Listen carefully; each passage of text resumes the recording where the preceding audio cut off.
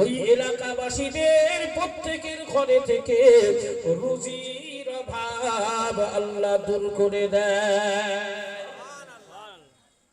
এ জওয়ান যুবকেরা, ও সোনার মানিকেরা, তাই আমি ক্ষতির বিষয়টা আপনাদের কাছে ক্লিয়ার করছিলাম।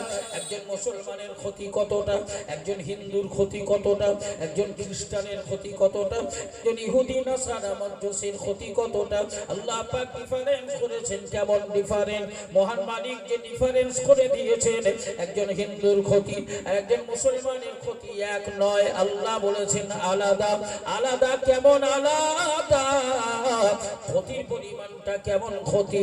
হে জওয়ান যুবকেরা, 12 থেকে 14 খানা মুফাসসিরিনে কেরামেরা এই বিষয়ে ঐক্যমত পোষণ করেছেন। তারা একটা দৃষ্টান্ত দিয়েছেন। জাস্ট তাদের দেওয়া দৃষ্টান্তটা আপনাদের সামনে আমি তুলে ধরছি। শোনা, ওই মুফাসসিরিনে কেরামেদের কলমের ডগায় তাদের লেখনির মাধ্যমে তারা ক্লিয়ার করেছেন। দুটো ব্যবসায়ী, ব্যবসার জন্য মূল পুঁজি তাদের 50,000 টাকা করে। এ জওয়ান যুবকেরা, একজন 50,000 টাকা বাজারে নিয়ে গেছে, নিয়ে গিয়ে 50,000 টাকার মাল কিনেছে। ওই 50,000 টাকার মাল, সমস্ত মালগুলো একটা গাড়িতে লোড করে দিয়েছে। দিয়ে গাড়ির ড্রাইভারের হাতে তুলে দিয়ে নির্দেশ দিয়েছে, ও ভাই ড্রাইভার, আমার এই 50,000 টাকার মাল সোনাখালী বাজার থেকে তুমি নিয়ে রওনা হবে, ক্যানিং বাজারে পৌঁছে দেবে। এ জওয়ান যুবকেরা, মুফাসসিরিনে কেরামেরা লিখেছেন তার ব্যবসার মূল মোট পুঁজি হলো 50,000 এবং সে 50,000 টাকারই মাল গাড়িতে লোড করে পাঠিয়ে দিয়েছে।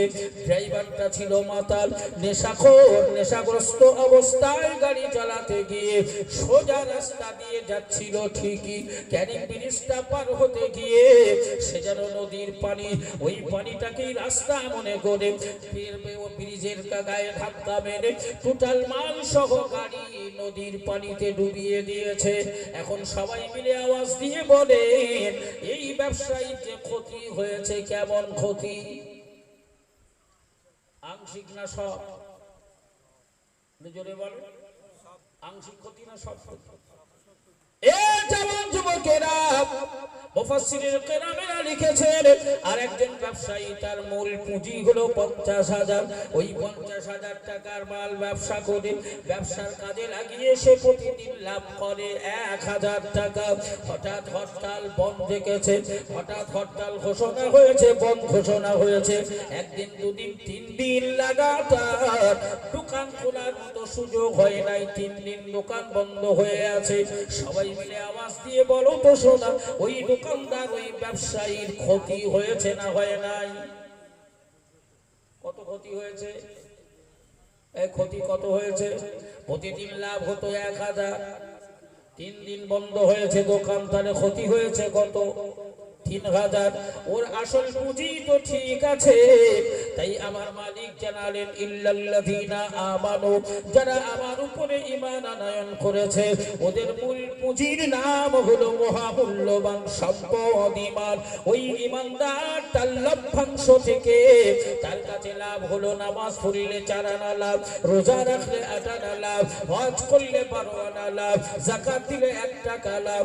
এই লাভের পরিমাণ তার কাছ থেকে যে নামাজ আদায় করলো না, তার লাভের পরিমাণ থেকে ক্ষতি হলো। যে রোজা রাখলো না, ওই লাভের অংশ থেকে কমে গেল, ক্ষতি হয়ে গেল। তাই লভ্যাংশের ক্ষতি, মূল পুঁজি ঈমান নামক সম্পদটা তাদের বজায় থাকলো। এ জওয়ান যুবকেরা, মহান মালিক রব্বুল আলামিন বললেন, যারা ঈমান আনয়ন করে নাই, ওদের ক্ষতি হলো সম্পূর্ণ ক্ষতি, সব শুদ্ধ ক্ষতি।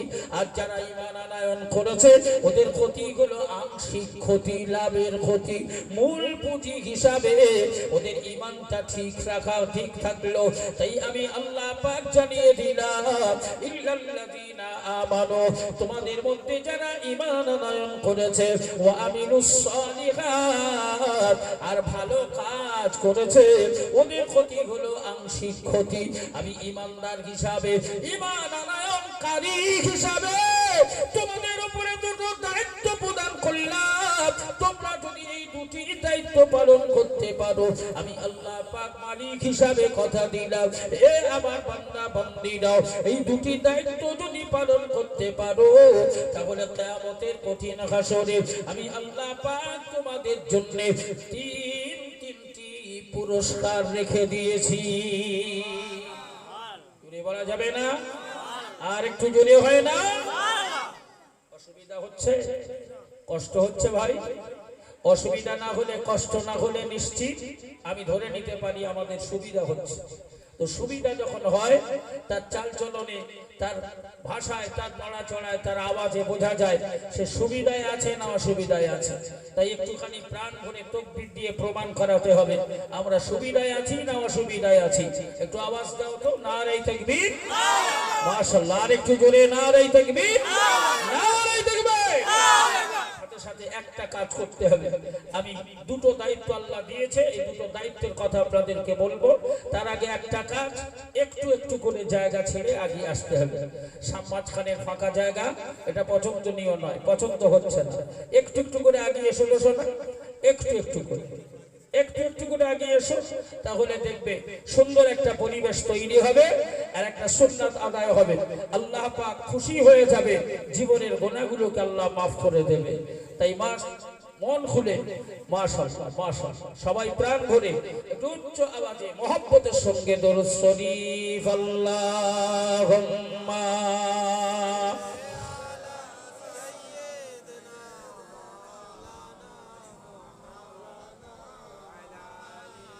মাশাআল্লাহ, খুব ভালো হচ্ছে। আর একটু জোরে, ওয়ালা আলি সাইয়্যিদিনা।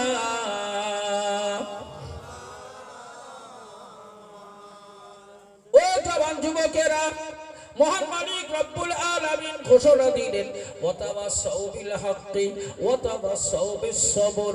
আমি দুটো দায়িত্ব প্রদান করলাম, এই দুটো দায়িত্ব সঠিকভাবে আদায় করবে।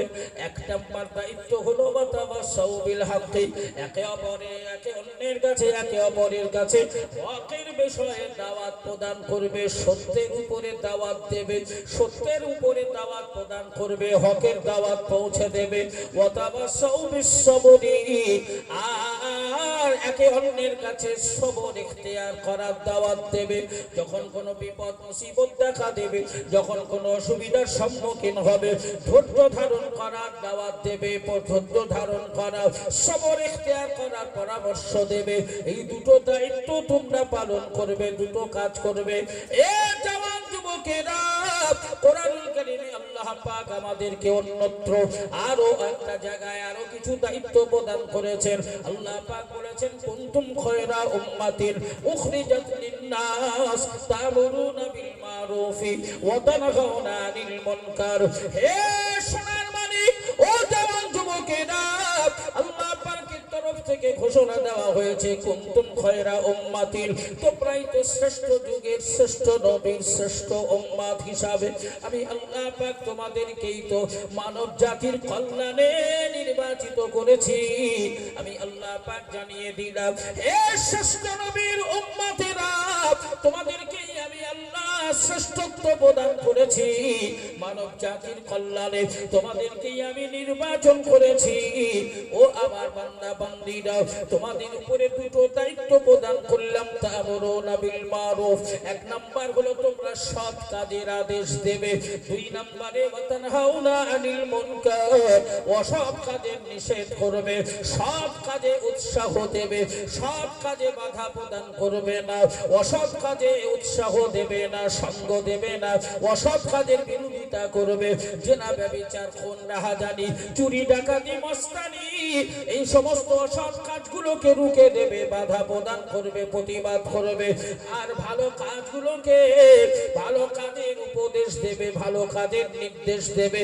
এ আমার বান্দা বান্দীরা, এই দুটো কাজ যদি তোমরা করতে পারো, তাহলে আমি আল্লাহ তোমাদের জন্য তিনটি পুরস্কার রেখে দিয়েছি।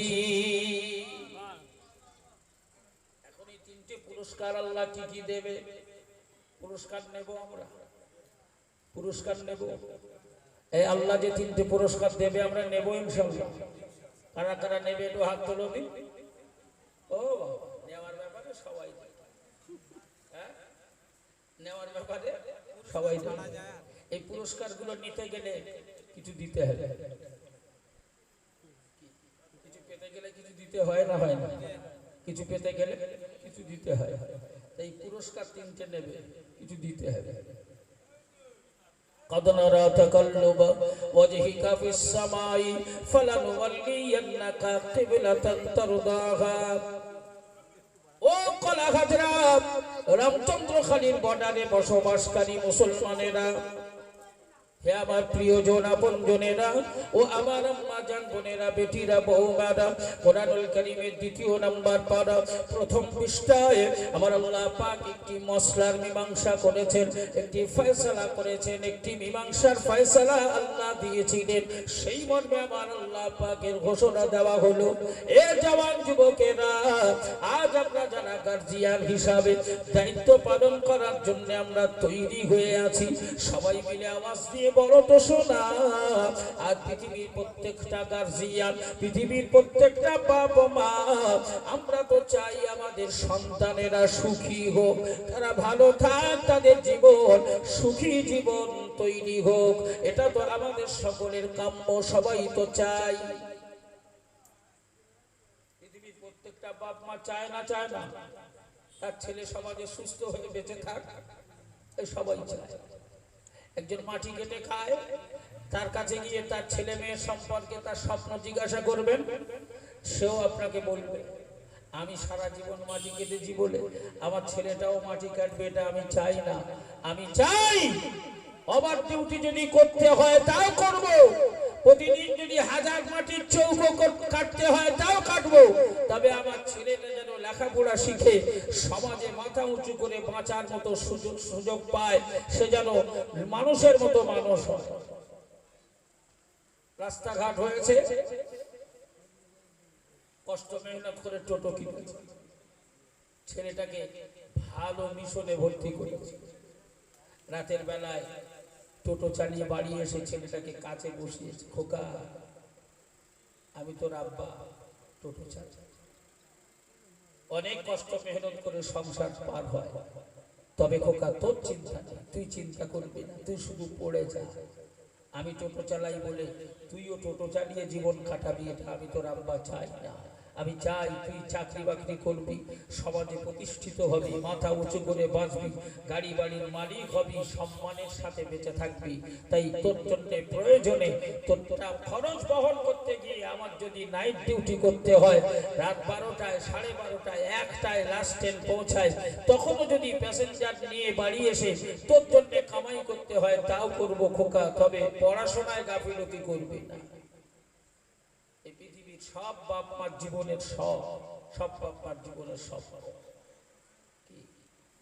সবাই চায়, কিন্তু সাথে সাথে আমার ছেলে, আপনার ছেলে, আপনার মেয়ে, আপনার নাতি নাতনি, আমাদের ভবিষ্যৎ প্রজন্ম, এদের জন্য একটা সুন্দর সুশীল সোনালী সমাজ গঠন করে দেওয়া, সমাজ তৈরি করে দেওয়ার দায়িত্ব তো গার্জেন হিসাবে আমাদের সকলের উপরে বর্তায়, ঠিক কিনা?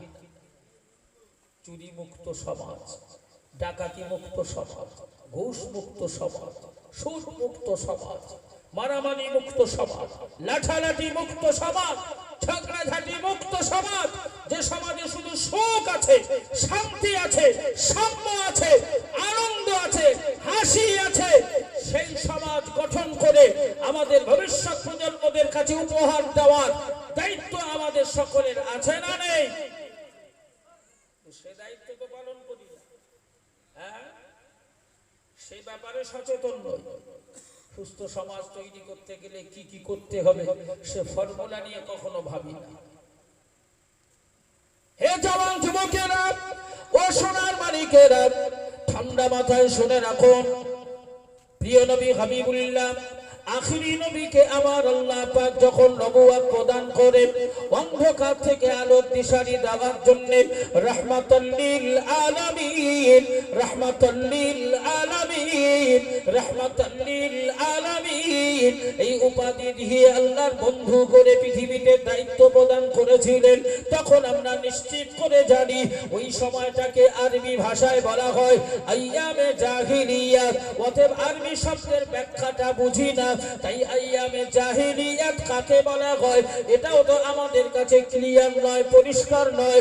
এই জওয়ান যুবকেরা, ইয়াউমুন শব্দের অর্থ হলো সময়, ইয়াউমুন শব্দের অর্থ হলো সময়, আর জাহিলিয়াত অর্থে শব্দের অর্থ হলো মূর্খতা, অজ্ঞতা, বর্বরতা, নির্লজ্জতা, বেহায়া। এইরকম একটা সময় ছিল মূর্খতা, অজ্ঞতা, বর্বরতার চরম সীমায় পৌঁছে গিয়েছিল তারা। এ জওয়ান যুবকেরা, সেই সময় আমার আল্লাহ পাক আমার নবীকে দায়িত্ব প্রদান করে পাঠিয়েছিলেন। ও জওয়ান যুবকেরা, ও সোনার মালিকেরা, যখন নাকি এমন একটা সময় ছিল রাস্তাঘাটে জীবজন্তু জানোয়ারেরা যেমন তেমন ব্যবহার করে, মানুষের মধ্যে হিংস্র জানোয়ারের চাইতেও ব্যবহারটা আরো খারাপ পর্যায়ে গিয়েছিল। মেয়ে ছেলে জন্ম নিলে গলা টিপে মেরে ফেলতো, জিন্দা মেয়ে ছেলেকে কবরের মধ্যে রেখে মাটি চাপা দিত। এমন নির্ণয়, এমন বর্বরতা, এমন নৃশংসতার সমাজ ছিল তখন। সেই সময় আমার নবীকে আল্লাহ পাঠিয়েছিলেন এই বর্বরতা অন্ধকার যুগটাকে পরিবর্তন করে সোনালী সমাজ, সুশীল সমাজ, ভদ্রতা, সভ্যতা, মার্জিত সমাজ। আবার রাসূলুল্লাহ শুধু মদিনায় নয়, মক্কার জমিনে নয়, বরং গোটা পৃথিবীর মানব জাতিকে সভ্যতার উচ্চ শিখরে, মানবতার উচ্চ পর্যায়ে পৌঁছে যাওয়ার শিক্ষা আমার আপনার, আমাদের প্রিয় নবী, আখিরি নবী রাহমাতাল লিল আলামিন শিখিয়েছিলেন। বলা যাবে না? আজ আমরা সেই নবীর উত্তর শুনি, অথচ পকেটমার কোন সমাজে বেশি? বলে কেন মুসলমানের ছেলেরা? চোর কোন সমাজের ছেলেরা বেশি? কেন মোল্লার ছেলেরা? জেলখানায় গিয়ে দেখো 100 যদি কয়েদি 100 বন্দী থাকে, 80 জন মুসলমান। আমরা সেই নবীর উত্তর শুনি। আমাদের ছেলে, আমাদের মেয়ে, আমাদের নাতি নাতনি, এদের জন্য সুন্দর সমাজ তৈরি করে দেওয়ার দায়িত্ব আমরা যারা আজ দাড়ি পাকিয়ে ফেলেছি, আজ যারা বয়স হয়েছে, গার্জিয়ান হয়েছি, বাপ হয়েছি, দাদু হয়েছি, বড় ভাই হয়েছি, আমাদের সকলের দায়িত্ব আছে না নেই? কথা বলে। তাহলে সে কাজ করেছি।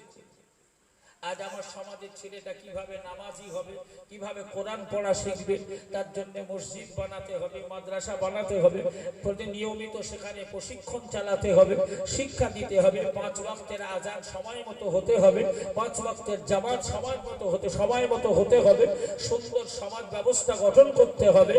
এই চিন্তা ভাবনার মানুষের বড় অভাব হয়ে পড়েছে। হে জওয়ান যুবকেরা, সোনার মানিকেরা, সকলের কাছে আমার করজোড়ে নিবেদন, জিজ্ঞাসা, বলো তো সোনা, আমরা আজ বর্তমানে এই যে মসজিদ, এই মসজিদে আমরা যারা নিয়মিত মুসল্লি, আমরা যারা প্রতিনিয়ত আজান শুনলেই মসজিদের দোরগোড়ায় এসে হাজিরা দিই, আমি তাদের কাছেই জানতে চাইছি, বলো তো শোনো, মুসলমান হিসাবে আমরা সবাই কোন দিকে মুখ করে নামাজ পড়ি? কথা বলো, আরে সবাই মিলে বলো।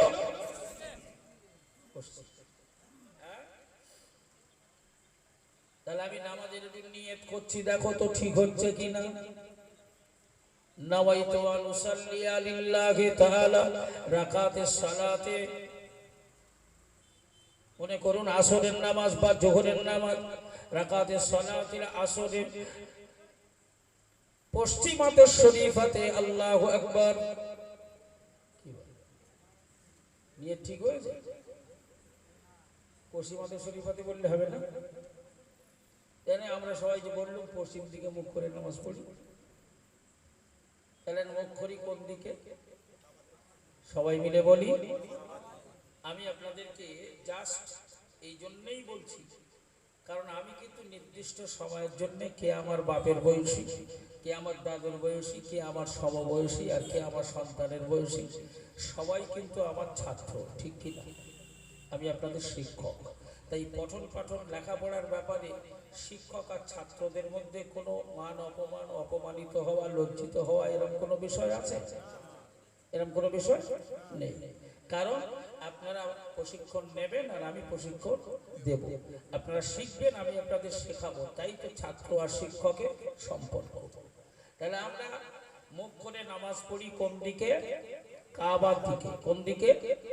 কাবা যেখানে আছে ওখান থেকে যারা কাবার পূর্বে আছে তারা পশ্চিম দিকে মুখ করে নামাজ পড়ে, যারা কাবার পশ্চিমে আছে ওরা পূর্ব দিকে মুখ করে নামাজ পড়ে, যারা কাবার দক্ষিণে আছে ওরা কাবার উত্তর দিকে মুখ করে নামাজ পড়ে, যারা কাবার উত্তরে আছে ওরা দক্ষিণ মুখ হয়ে নামাজ পড়ে। অতএব নামাজীদের উপরে নির্দেশ হলো কাবাতে শরীফাতে, যেদিকে কাবা সেদিকে মুখ, যেদিকে কাবা সেদিকে। আমরা মুখ করে নামাজ পড়ি কাবার দিকে, পশ্চিম দিকে নয়, পশ্চিম দিকে নয়, কাবার দিকে।